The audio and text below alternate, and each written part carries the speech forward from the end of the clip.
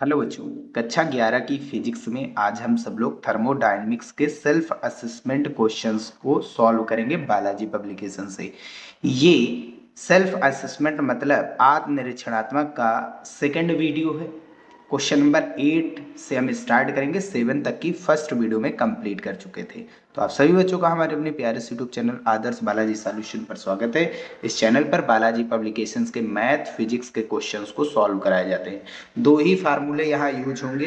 पहला वर्ग का, जब प्रेशर जो है आपका यानी दाब आपका नियत हो तब कार्य होगा P इंटू डेल्टा वी। और दूसरा ऊष्मा गतिकी का प्रथम नियम U is equals to Q is equals to delta U plus W। बस दो ही फार्मूले यूज होंगे। चलिए स्टार्ट करते हैं। सबसे पहले हम क्वेश्चन देखते हैं। क्वेश्चन नंबर 8 क्या कह रहा है? वायु दाब पर एक गैस का आयतन 2 लीटर है। इसे 300 जूल ऊष्मा देने पर उतने ही दाब पर, ठीक, गैस का आयतन 2.5 लीटर हो जाता है। ठीक है, हम ऊष्मा देते हैं तो इसका जो आयतन है वो घट रहा है। ठीक, अब गैस की आंतरिक ऊर्जा में परिवर्तन की गणना कीजिए। वायुमंडलीय दाब 1 गुणा 10⁵ न्यूटन पर मीटर स्क्वायर होता है और 1 लीटर बराबर 10⁻³ मीटर क्यूब, यानी लीटर को मीटर क्यूब में चेंज करेंगे तो 10⁻³ से हमें गुणा कराना पड़ेगा। तो हमें गिवन है आयतन। पहली चीज प्रेशर, एक एटीएम 1 गुणा 10⁵ पास्कल कहो चाहे न्यूटन पर मीटर स्क्वायर कहो। आयतन 2 लीटर है, लीटर को मीटर क्यूब में चेंज करेंगे 10⁻³ से गुणा। ऊष्मा दे रहे हैं 300 जूल, आयतन ऊष्मा देने पर घट रहा है। ठीक, 2.5 लीटर बचा, नहीं सॉरी माफ कीजिए बढ़ रहा है, 2 से 2.5 लीटर हुआ। ठीक, तो लीटर को मीटर क्यूब में चेंज करेंगे 10⁻³ से, यहाँ पर भी गुणा, डेल्टा यू निकालना है। तो सबसे पहले हम सब लोग डब्ल्यू निकालेंगे, P इंटू डेल्टा वी। दाब क्योंकि वायुमंडलीय ही है, नियत है, तो 1 गुणा 10⁵ और डेल्टा वी का मतलब आयतन में अंतर। तो बताओ पहले कितना था 2 लीटर और बढ़ करके कितना हो गया 2.5 लीटर। तो 2.5 में से 2 घटाएंगे तो अंतर कितना बचा 0.5, वो भी किस में बचेगा लीटर में। मीटर क्यूब में चेंज करेंगे 10⁻³ से गुणा कराएंगे। ठीक, अब यहाँ 5 जीरो प्लस के 3 जीरो माइनस के, तो बचे कितने जीरो 2 जीरो। तो 2 जीरो से एक दशमलव खत्म, 1 जीरो बचा, तो 5 में 1 जीरो जोड़ देंगे, अरे 50 जूल कार्य करना पड़ता है। ठीक है, गैस के कणों को जब आपस में टकराते हैं दूर भागते तो उसके लिए कार्य करना पड़ता है। अब Q equal to delta U plus W लगा देंगे। Q का मान 300 दिया गया, डेल्टा यू निकालना है, डब्ल्यू निकाला 50। इसको इधर लाएंगे तो माइनस में चला जाएगा, तो डेल्टा यू का मान 250 जूल बच जाएगा। तो आंतरिक ऊर्जा में कितना परिवर्तन हुआ 250 जूल का, यही आंसर हो जाएगा। क्वेश्चन नंबर 9 कह रहा है एक गैस को नियत दाब 50 न्यूटन पर मीटर स्क्वायर पर आयतन 10 मीटर क्यूब से संपीड़ित करके 4 मीटर क्यूब किया जाता है। ठीक है, तथा गैस को 100 जूल ऊर्जा दी जाती है। आंतरिक ऊर्जा कितनी बढ़ेगी या घटेगी, ये चीज हमें बताना है। तो समझिए, दाब दिया गया 50 न्यूटन पर मीटर स्क्वायर, V1 है 10 मीटर क्यूब, V2 है 4 मीटर क्यूब। तो डेल्टा V कितना हो जाएगा V2 माइनस V1, V2 है 4, V1 है 10, घटाएंगे तो माइनस का 6 मीटर क्यूब हो जाएगा। ठीक है, अब आगे कार्य निकालेंगे P इंटू डेल्टा वी से। P कितना है 50 दिया गया, डेल्टा V आया माइनस का 6, गुणा कराएंगे तो माइनस का 300 जूल आ गया। ठीक, अब Q बराबर डेल्टा U प्लस डब्ल्यू लगाएंगे। Q कितनी ऊर्जा दी जा रही है 100 जूल, डेल्टा U निकालना है और W माइनस 300, माइनस से इधर आएगा तो प्लस 300 और 100 कितने हो गए 400। तो डेल्टा U का मान कितना आ गया 400 जूल। तो आंतरिक ऊर्जा में जो परिवर्तन है वो 400 जूल होगा। ठीक है, और क्योंकि ये परिवर्तन प्लस में आ रहा है तो यानी बढ़ रही है ऊर्जा, माइनस में आता तो घटती। ठीक है, क्वेश्चन नंबर 10 है वायुमंडलीय दाब 1.01 गुणा 10⁵ न्यूटन पर मीटर स्क्वायर तथा 100 डिग्री सेल्सियस ताप पर 1 सेमी क्यूब जल से 1671 सेमी क्यूब जल वाष्प बनती है। ठीक है, गर्म की जाती है तो वाष्प बनती है। वाष्पन की गुप्त ऊष्मा 540 कैलोरी पर ग्राम है। जल के 1 ग्राम को वायुमंडलीय दाब पर वाष्प में परिवर्तित करने से उसकी आंतरिक ऊर्जा में कितनी वृद्धि होगी। ऊष्मा का यांत्रिक तुल्यांक 4.2 जूल पर कैलोरी है, ये हमें दिया गया। चलिए, यहाँ पर ऊष्मा का यांत्रिक तुल्यांक 4.2 जूल पर कैलोरी है, ये इतना हुआ। चलिए सॉल्व कर। तो भैया हमें दिया क्या गया दाब, एक एटीएम है, ठीक, जिसका मान इतना दिया गया। टेम्परेचर 100 डिग्री सेल्सियस, आयतन 1 सेंटीमीटर क्यूब था, V2 बढ़ करके 1671 सेंटीमीटर क्यूब हो गया। ठीक, सेंटीमीटर क्यूब को मीटर क्यूब में चेंज करेंगे तो 10⁻⁻6 से गुणा कराएंगे। ठीक है, अब लेटेंट हीट यानी गुप्त ऊष्मा दी गई है, कितनी है? 540 कैलोरी पर ग्राम। अब कैलोरी पर ग्राम में है तो हम इसको जूल पर केजी में चेंज करेंगे, तो उसके लिए 4.2 से, और क्योंकि ग्राम को किलोग्राम में चेंज करेंगे तो 10⁻³ है, ऊपर गया +3 हो जाएगा, तो 540 गुणा कैलोरी को जूल में चेंज करने के लिए 4.2 से गुणा, और फिर ग्राम को किलोग्राम में चेंज करने के लिए 10⁻³ से भाग, ऊपर गया प्लस में हो जाएगा। डेल्टा यू निकालना है और m का मान 1 ग्राम दिया गया है। ठीक, अब Q = m × L लगाएंगे। m का मान कितना है? 1 ग्राम, और L कितना है आपका? 540 कैलोरी पर ग्राम। ग्राम से ग्राम खत्म, 540 सेकंड 540 कैलोरी आ गई Q की वैल्यू। अब W = P × डेल्टा V लगाएंगे, क्योंकि दाब हमारा वायुमंडलीय है, वो नियत ही रहता है, बदलता नहीं, तो 1 × 10⁵ ही लिखेंगे। डेल्टा V का मतलब V2 - V1। V2 कितना है? 1671, और V1 कितना है? 1 घटा, और दोनों में कॉमन क्या है भाई? ये 1671 और ये कितना है? 1, और कॉमन जो है वो हमने बाहर ले लिया 10⁻⁻6, तो 1671 - 1 हो गया, बचा कितना? 1670, और ये गुणा में 10⁵5 और गुणा में 10⁻⁻6। अब 1670 यानी यहाँ का 1 जीरो और 5 जीरो यहाँ के, टोटल कितने जीरो हो गए इसके पास? 6 जीरो प्लस के, 6 जीरो माइनस के, खत्म हो गए, बचा कितना? 167 जूल। क्लियर बात? ये हमारा W आ गया। अब इसको सॉल्व करेंगे, अब इसको हम कैलोरी में चेंज करेंगे। कैलोरी में चेंज करने के लिए हम सब लोग 4.2 से भाग कराते हैं, तो भाग कराएंगे तो लगभग 40 कैलोरी आ जाएगा। ठीक है भैया, जूल से कैलोरी में चेंज कर लिया। Q = डेल्टा U + W, और डेल्टा U बराबर करेंगे तो W इधर आएगा तो माइनस हो जाएगा, तो Q की वैल्यू 540 कैलोरी आई थी और W कितना आया? 40, तो सॉल्व करेंगे तो घटाएंगे तो कितना बचेगा? लगभग 500 कैलोरी। ये आंसर हो जाएगा, आंतरिक ऊर्जा में परिवर्तन। ठीक है, ठीक भैया, बाकी यहाँ पर कोई मतलब नहीं इसको चेंज करने का, बस हमने बता दिया था, आगे क्वेश्चन में आने वाले हैं ना ये चीजें। क्वेश्चन नंबर 11 है, 100 डिग्री सेल्सियस ताप पर 1 किलोग्राम जल का आयतन 1 × 10⁻³ मीटर क्यूब तथा सामान्य दाब पर 1 किग्रा भाप का आयतन 1.671 मीटर क्यूब होता है। भाप की गुप्त ऊष्मा 2.3 × 10⁻6 जूल पर किग्रा तथा सामान्य दाब 1 × 10⁵5 न्यूटन पर मीटर स्क्वायर है। 100 डिग्री सेल्सियस ताप की 5 किलोग्राम जल को उसी ताप एवं सामान्य दाब पर भाप में परिवर्तित करने के लिए कितना कार्य किया जाएगा? जल की आंतरिक ऊर्जा में कितनी वृद्धि होगी? ये चीजें हमें बतानी है। तो सबसे पहली चीज M1 हमें दिया गया 1 किलोग्राम, ठीक, और V1 कितना है? 1 × 10⁻³ मीटर क्यूब, ठीक भैया, और टेम्परेचर हमें दिया गया 100 डिग्री सेल्सियस, और V2 जो भाप का आयतन है 1.671 × 10⁻⁻ मीटर क्यूब है, गुणा नहीं लगा है। दाब 1 एटीएम है, वायुमंडलीय दाब 10⁵5 पास्कल या न्यूटन पर मीटर स्क्वायर। भाप की गुप्त ऊष्मा यानी L की वैल्यू 2.3 × 10⁻6 जूल पर किग्रा दिया गया है।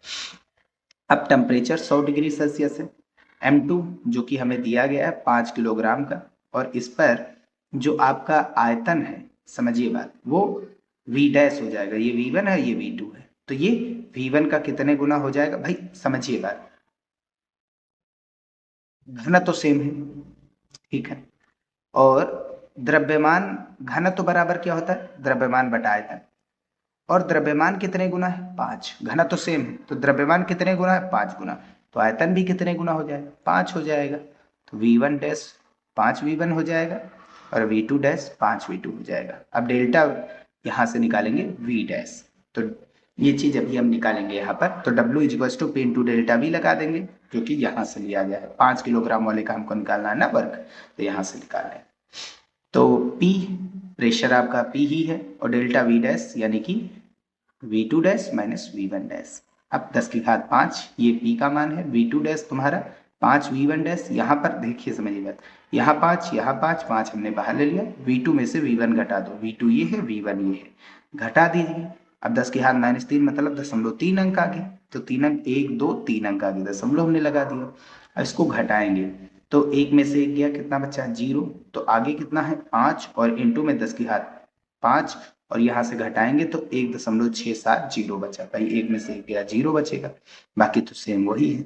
अब इसका गुणा कराएंगे तो 5 सत्ते 35, एक 0, 5 0 0, 5 सत्ते 35 के 5, 5 और 16 पंचे 80, 80 और 3 83, 3 अंक आगे दशमलव, 3 अंक आगे दशमलव, गुणा में 10 के घात 5, ये जूल आ गया आपका कार्य। अब आपको ऊष्मा चाहिए। ऊष्मा आप पहले कैसे निकालेंगे? लेटेंट हीट द्वारा। Q इज इक्वल्स टू अवस्था परिवर्तन के लिए ना, अवस्था परिवर्तन के लिए आपका यही ऊष्मा लगती है, M इंटू एल। एम कौन सा लेंगे? 5 किलोग्राम वाला, और इंटू में एल भाप की ही गुप्त ऊष्मा। ठीक, ये 5 किलोग्राम भाप की बात हो रही है। ठीक, 5 गुणा 2.3 गुणा 10 के घात 6, तो इसका गुणा कराएंगे तो 5 दिया 15, और भाई एक जीरो से एक पॉइंट खत्म। ठीक, 10 के घात 5 बचा। अब इसका गुणा 5 से कराएंगे तो 115 हो जाएगा। ठीक, अब ऊष्मागतिकी का प्रथम नियम Q is equals to delta U plus W, तो डेल्टा U का मान निकालेंगे, W इधर माइनस, Q माइनस W, और वैल्यू डाल दीजिए यहाँ से, तो delta U is equals to 115 गुणा 10 के घात 5, और W का मान अभी हमने निकाला 8.350 गुणा 10 की घात 5, दोनों में 10 की घात 5 कॉमन है, बाहर ले लिया। 115 से 8.35 घटाएंगे तो लगभग 106.65 बचेगा। अब दशमलव 2 अंक आगे लाएंगे तो आगे बढ़े तो प्लस 5 पहले से ही प्लस थे, दशमलव 2 अंक आगे आए, 2 प्लस और, तो टोटल हो गए 7। तो डेल्टा यू का मान 1.06 गुणा 10 की घात 7 जूल, ये आंसर हो जाएगा। 12 नंबर क्वेश्चन, किसी द्विपरमाणु गैस के नंबर 1 अणु, नंबर 2 1 मोल की 27 डिग्री सेल्सियस ताप पर कुल आंतरिक ऊर्जा ज्ञात कीजिए। वोल्टमान नियतांक 1.38 गुणा 10 की घात -23 जूल पर केल्विन, और गैस नियतांक 8.31 जूल पर मोल केल्विन, ये हमें दिया गया है। ठीक है, अब द्विपरमाणु गैसों के लिए डिग्री या फ्रीडम यानी F का मान 5 होता है। पहले में निकालना है आंतरिक ऊर्जा, दूसरे में आंतरिक गतिज ऊर्जा, दूसरे में टेम्परेचर 27 डिग्री सेल्सियस है, केल्विन में चेंज करेंगे 273 जोड़ेंगे 300 केल्विन हो गया। एक मोल, मोलों की संख्या दी गई है, के आई का मान निकालना, के बी और आर हमें दिया गया, बोल्ट्जमैन नियतांक और गैस नियतांक के मान। तो नंबर 1 पहला फार्मूला, आंतरिक गतिज ऊर्जा क्या होती है भैया? F इंटू 1/2 के बी टी होता है। F का मान 5 है, बटे में 2 लिखा है, के बी यानी ये आपका बोल्ट्जमान नियतांक है 1.38 गुणा 10 के घात -23, और टी का मान टेम्परेचर 300। 2 से कैंसिल आउट करेंगे तो 0.969 बचेगा भाई। 2 एकन 2, 2 छंग 12, और एक इधर चला गया 18, 2 9 18, 2 अंक आगे दशमलव लगा दिया गया। इसका गुणा 5 से कराएंगे, नहीं 5 दिया 15 से कराएंगे। ठीक है भैया, अब 2 जीरो प्लस के और 23 माइनस के, तो बचेंगे 21 जीरो, और तीनों पची 15, 15 9 135 बचा 13, 15 छक्का 90, और 13 जोड़ेंगे 103 हो जाएगा। 2 अंक आगे दशमलव था, लगा दिया गया। अब 1 अंक आगे और दशमलव लाएंगे साइंटिफिक फॉर्म में, तो आगे बढ़ेंगे प्लस, प्लस का 1 जीरो और माइनस का 21 जीरो, बचेंगे माइनस के 20 जीरो, यही आपका आंसर हो जाएगा। सेकेंड वाले में मोलों की संख्या दी गई, तो ये फार्मूला लगाना है, F इंटू 1/2 NRT। ठीक, F का मान 5 है, बटे में 2, N की वैल्यू मोलों की संख्या 1, R की वैल्यू 8.31 दिया है, T का मान 300। सॉल्व करेंगे, इसको 2 से काटा तो 4.155 आया। ठीक, अब 5 दिया 15 से इसका भी गुणा करा देते हैं, और यहाँ गुणा में 10 की घात 2 लिख देते हैं, तो 15 से गुणा कराएंगे तो 62.325 आएगा। दशमलव 1 अंक आगे और लाएंगे तो 2 प्लस के और 1 प्लस के कितने हो गए? 3 प्लस के, तो 6.225 गुणा 10 की घात 3। आप चाहें तो इसको 10 की घात 3 यानी 3 जीरो हटाएंगे तो 0.3 अंक पीछे चला जाएगा, तो ये आ जाएगा आपका 6232.5 जूल आंसर। ठीक भैया।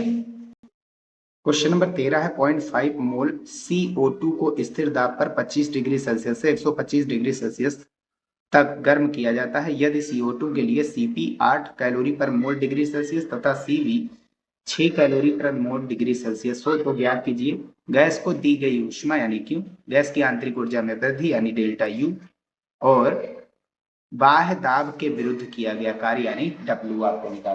तो यहाँ पर दाब नियत है, N का मान 0.5 मोल दिया गया है, टेम्परेचर 25 डिग्री सेल्सियस T1, और बढ़ा ऊष्मा दी गई तो ये 125 डिग्री सेल्सियस हो गया। तो डेल्टा टी का मान 100 डिग्री सेल्सियस यानी ताप में वृद्धि इतनी की जाती है नियत ताप पर ऊष्मा दे करके। सीपी 8 है, सीवी 6 है, आर का मान सीपी माइनस सीवी होता है। तो 8 में से 6 घटाएंगे 2 कैलोरी पर मोल डिग्री सेल्सियस। क्यू निकालना, डेल्टा यू और डब्ल्यू। दाब नियत है तो Q is equals to N CP delta T लगेगा भाई, क्योंकि तापमान बढ़ रहा है, ताप वृद्धि में दी गई ऊष्मा एन सीपी डेल्टा टी होगी गैस के लिए। ठीक है, अब N Q is equals to N CP delta T. N का मान 0.5 है, सीपी 8 है और डेल्टा टी 100 है। जीरो से पॉइंट खत्म हो गया, जीरो से पॉइंट खत्म, 8 45 और 40 का हमें 400 कैलोरी आ जाएगा आपका, आपकी ऊष्मा। ठीक है, दूसरा नंबर डेल्टा यू आंतरिक ऊर्जा में परिवर्तन या गति, आंतरिक गतिज ऊर्जा। ठीक है, गैसों के पास जो ऊर्जा होती है वो गतिज ऊर्जा भी होती है। ठीक है, आंतरिक ऊर्जा उसकी गतिज ऊर्जा की होती है। तो गतिज ऊर्जा F into 1/2 NR delta T होता है। ठीक है, तो एफ का मान डिग्री ऑफ फ्रीडम आपकी कितनी होगी, 6। डिग्री ऑफ फ्रीडम कितनी होगी, 6 होगी। और 1/2 एन की वैल्यू 0.5, आर की वैल्यू 2 आया, डेल्टा टी का मान 100। ठीक है, सॉल्व करेंगे, 2 से 2 खत्म, पॉइंट से 0 खत्म, 6 पंचे 30 का 10 से गुणा 300 कैलोरी डेल्टा यू आ जाएगा।